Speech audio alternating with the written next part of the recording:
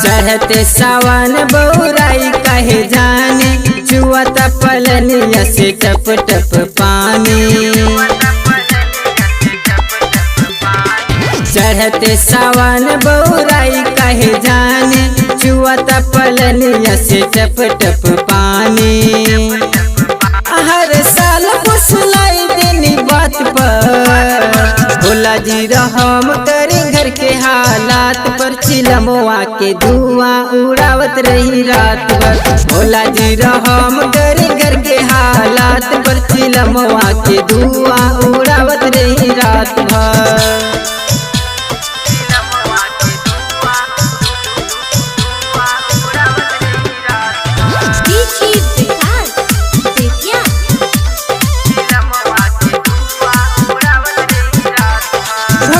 में अगिया लगाई देते बानी न त चवाई दी टूटल पलानी।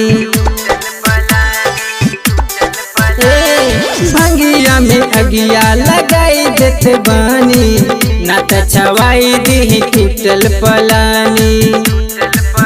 गुस्सा चढ़ल बावे चरम सीमा साथ पर। भोला जी रहम करे घर के हालात पर। चिलमवा के धुआं उड़ावत रही रात भर। भोला जी रहम करे घर के हालात पर। चिलमवा के धुआं उड़ावत रही रात भर।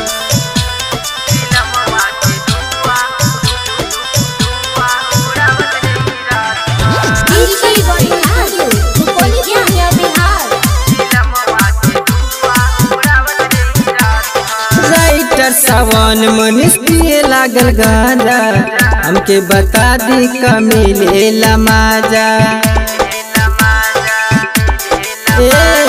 राइटर सावन मनीष पिए लागल गांजा हमके बता दी का मिलेला माजा।